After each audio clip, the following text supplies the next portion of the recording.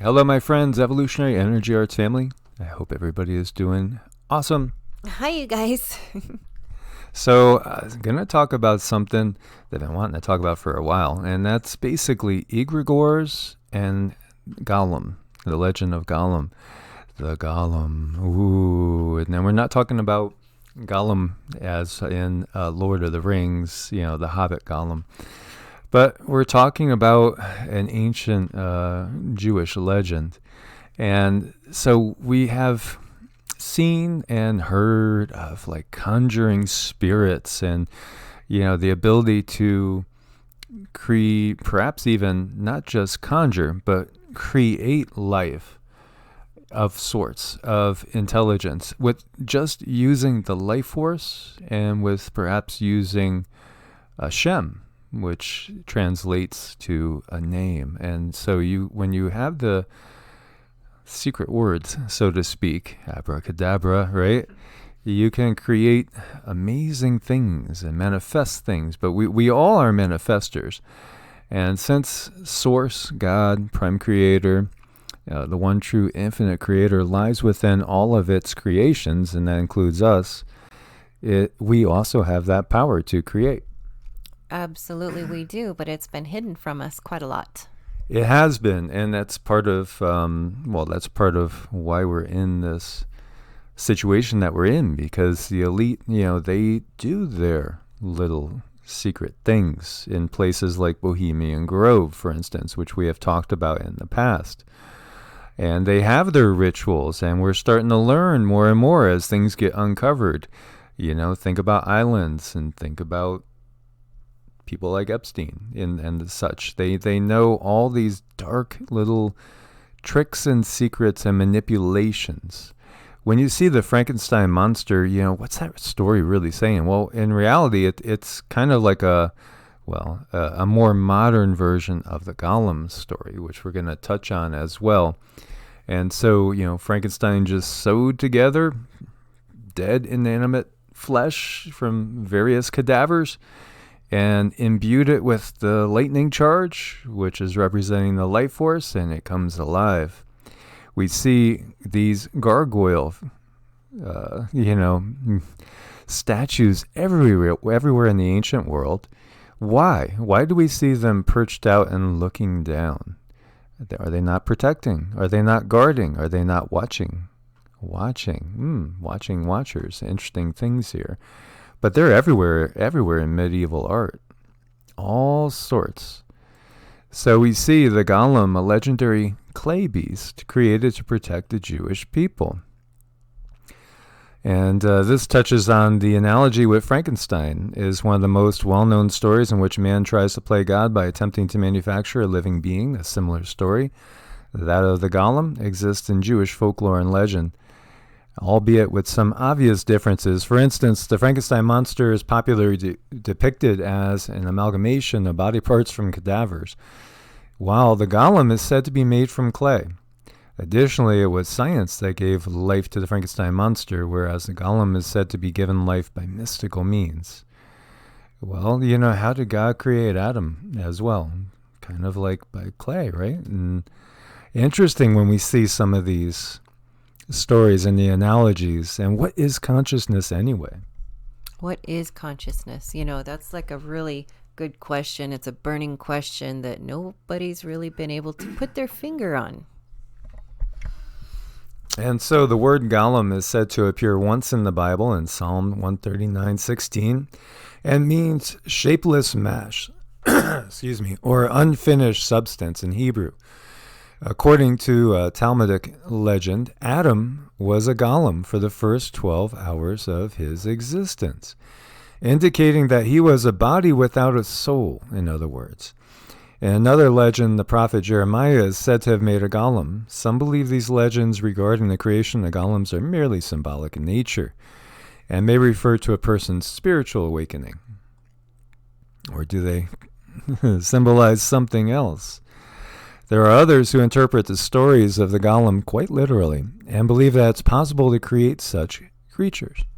Which is really curious, how this goes through these writings, and it goes through the Bible's writings, and it's sort of kind of peppered all over the place, and it's sort of the same.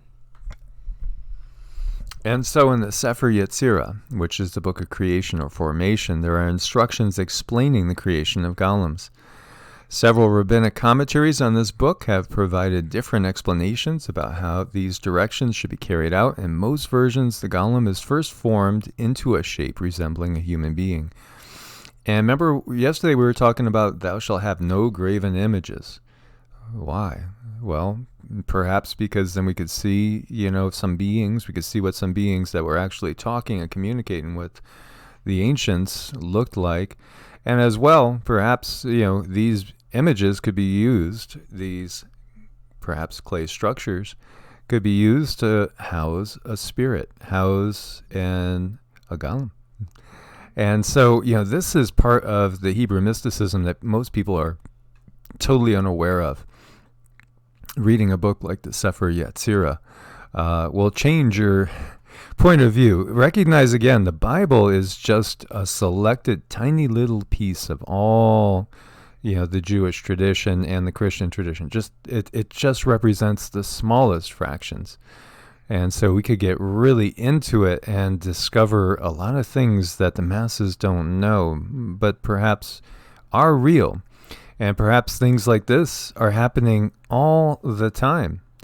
Perhaps this is part of what is used against the masses by the elite, creating not only golems, but what we would call egregores, which is basically a creation of a group mind. Because, again, a group can do more than a single individual. Yeah, they sure can, and if they have the ability to manipulate the group mind, then they have an advantage. Oh, they sure do. So there are several ways to bring a golem to life. One way, for example, is if its creator were to walk or dance around it while saying a combination of letters from the Hebrew alphabet, the secret name of God.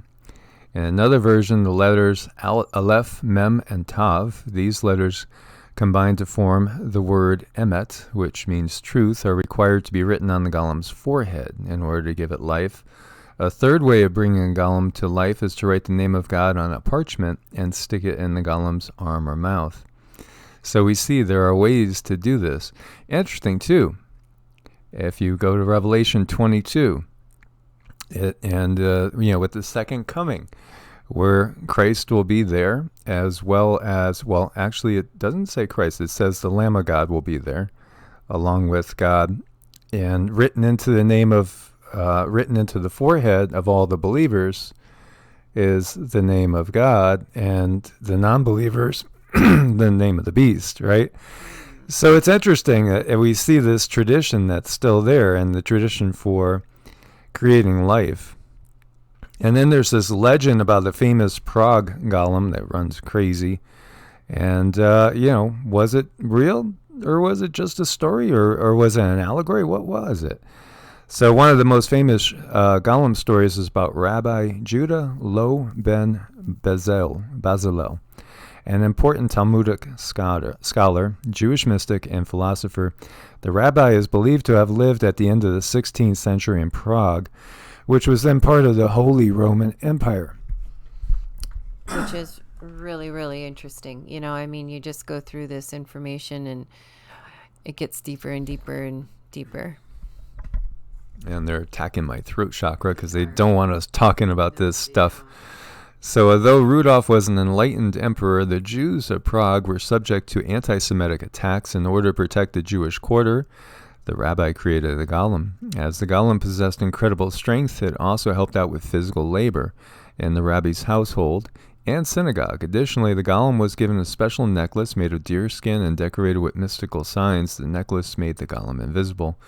Another version of the story states that Jewish-hating priests tried to incite the Christians of Prague against the Jews near Easter during the spring of 1580. As a result, Rabbi Lo created the golem to protect his people during the Easter season. While while the Golem succeeds in protecting the Jews, the story has a less than happy ending. The Golem grew stronger and stronger. It became increasingly destructive as well. Instead of doing good deeds, it began to run amok and threaten innocent lives. As a result, Rabbi Lowe removed the name of God from the Golem, thus turning it back into a lifeless statue. Some believe the Golem was hidden by the rabbi in the attic of his synagogue. In addition, the entrance to the attic was forbidden for centuries and the stairs to the area removed. When the synagogue was finally explored hundreds of years later, there was no trace of anything resembling a golem. So, very interesting stuff, is it not? So, it's interesting, too, because there's more than one legend that talks about mankind being created from clay, basically from the earth. And, you know, these legends are not just in this tradition. So it is a very interesting thing. And then we get to egregores, and there is an egregore that the Freemasons have created. And Baphomet itself could be an egregore as well. And so egregores are basically, you know, you could think of them as a group golem in a sense. And they can get very, very powerful. And I have talked about the fact that even if, say, a figure like Christ never existed, there would be tremendous power in the name. You know, as if, I mean, if we say Jesus, like the individual Jesus, well, his name was Yeshua, or Jesus in Greek. You know, Jesus is the Latinized version, but it doesn't matter because there's tons of power in the name of Jesus. Because of the billions of people that have believed in him and sent, you know, energy that way. It creates this energy flow. It creates a circuit that anybody could tap into. And so when we have these groups doing their rituals, creating these entities to serve and protect their interests, it's very, very real. And if there are thousands of them involved in this, or tens of thousands, or maybe even millions when you get down to it, can create a very, very powerful being with real ability to wreak havoc. Makes me think of the plague that's upon the land. Could that possibly be an egregore? Could that possibly be something that was summoned, so to speak, by these dark forces that want a certain agenda to happen? I feel it is. I truly feel that that's true, that it is an entity, and our spiritual practice really should become super, super important. Like, number one, prioritize that, because I think that's what's going to pull us through all of this stuff that they're doing to us, the lockdown, the borders, and, you know, limiting things. And yeah, spiritual practice, super important. So if you know certain words of power, certain names, then you definitely can create certain beings. And of course, a lot of this is hidden. When we look at the Tower of Babel, part of this whole thing is the word they use is that mankind's building a Shem, you know, and Shem means name. So it's almost as if they're saying mankind has the keys to creating anything they want to do. So come, let us down there and disrupt that, and perhaps alter their DNA and take away their ability and wipe clean the slate and hide all the knowledge. It's very, very fascinating to think about this. And really, it struck me a long time ago that the world is much more magical than we think. It's much more like Star Wars or Harry Potter than we can imagine in many ways. And so I had shared with you guys that when I was 7 years old, moved into this creepy house. The only thing in this house was a copy of this particular book, Initiation into Hermetics. And it gets into a lot of different things. And it gets into learning how to inhale the elements into the whole body. Elemental training is part of, well, it's part of what will enable you to control and manipulate the elements. Recognize that anything you do is bound by the law of cause and effect, or karma. So one of the things too is, like, if you are creating a golem or an egregore, that karma is going to be on you, you know. So be very, very aware of that. There is a most definite law of cause and effect. And this is interesting because inhaling the elements into the whole body, right? And you see over here, accumulation of the vital power. That's the life force, the Holy Spirit, by breathing through the lungs and the pores of the whole body. Pore breathing. So this is coming out of the Western mystery tradition. It's an amalgam with yoga, but it's the same thing that we practice in QiGong. Biomagnetism. It's all about it. Transplantation of consciousness into objects, into animals, into human beings. What does that mean? Well, you know how in some native traditions, indigenous traditions, you can vision quest. You can also transfer your consciousness, and we see this with legends of witches in Europe as well, into, say, a crow or a bird, and then be able to see through the bird's eyes.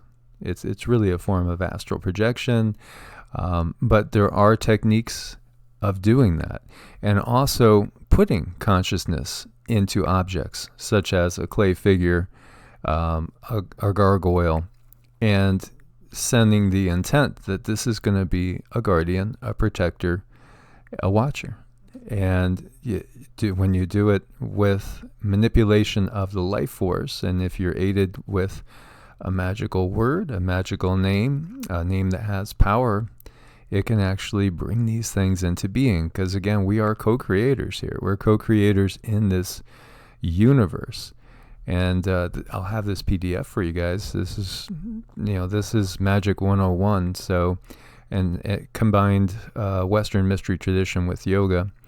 And so it gets into a lot of different things that are fascinating, and especially focusing on the creation of what he would call an elemental servitor. So an elemental being that you could create to go do a job, a function. Could be just one single job, and then it's reabsorbed back into the self. The life force is reabsorbed back into the self. When doing these things, it's always good to give a certain limitation of time, because these beings, which other people have done this before and perhaps not reabsorbed, and then these beings get a life of their own and they can create havoc. And the other thing that's happening all the time is people are creating these type of beings without even realizing it. We're creating these entities through different suggestions that come through the media and through all the indoctrination that we get. And then when we have when we get into a negative frame of mind, we can create these type of beings. They could take their own form of life. Think about poltergeist phenomenon. A lot of times that's not really an outside entity. That's coming from within. Often from within somebody that's in puberty, because they're going through a lot of changes then energetically, but also somebody that perhaps has gone through a deep trauma. We can create all sorts of forms of life. So we have to be very, very mindful of exactly where our mind is and our emotions are at all times. Because it can come back on you. So eventually it will, if you have any malintent. So, I want to emphasize importance on do no harm when you're, dealing with these things. I mean, the stuff is just fascinating. And when it comes to like a magic word or a phrase, that's like of putting a vibration out into the ether, and it's going to take form and do certain things. So it's just curious at the endlessness of stuff that we can do with ourselves and in the ether. And so the book gets into things like preparation for passive communication with invisible ones, including our own guardian genius, which is, like our own spirit guides, guardian angels, but also with deceased people and other type of beings that are all around us all the time, because there's life all around us on so many different densities. Preparation to master the Akasa principle, the Akash, the life force. And the fact that, it's from the life force that the four elements take shape and manifest this visible, manifest universe where we could knock on the table, feel it, feels solid and everything. But it all comes from the life force. And it gets into mastering the elements, deliberate creation of beings, elementals, larvae, phantoms. And so it gets into how to do all that. And I started on this when I was like 7 years old, 7 or 8. Couldn't understand it, but just kept at it. And eventually it settled in. But it's fascinating. And again, it's by Franz Barden, Initiation into Hermetics. So I just wanted to give you guys a taste of that and let you know what humanity is fighting against, because a lot of what we are fighting against is not visible and is a creation of some people that understand how you go about doing all these things and setting these things loose upon the world in order to manifest the desired result that these, small groups have in mind. And that's all about control and power. And so they keep the secrets away from us. They have been, but now everything is getting out in the open. Well, they keep it away from us in different ways. They make us afraid to learn things like this because of our belief system or our social structure. So they have different layers of protection from this information going out because they know it works. It does, and I'll share with you that on an experiment once with a friend about 30 years ago, I sent an energy ball. I had just gathered up the life force, gave it a job and an intention, sent it to a good friend of mine to get his attention. He, just moments later, called me on the phone and said, "I got to tell you, the weirdest thing happened." And I said, "What?" And he said, "Well, I was sitting in the kitchen having a cup of coffee, and all of a sudden my son's remote control car just turned on and zoomed over and hit me in the foot." And I said, "Well, that's kind of weird, but, you sure your son wasn't controlling it?" He said, "Nope. And you know what's the weirdest part? There were no batteries in it." So he couldn't explain it. And then I told him, "Well, I was trying to get your attention." So that was something that told me that, yeah, this really does work. Yeah, and our energy, there's electricity to it. There's something when we create these emotions and we send it out to the ether, it holds power. It's things. They're not just thoughts or emotions, they're things. And again, if anybody goes and does study this and attempt it, recognize again that any karma comes back to us. Anyone that creates one of these beings, it comes back to you.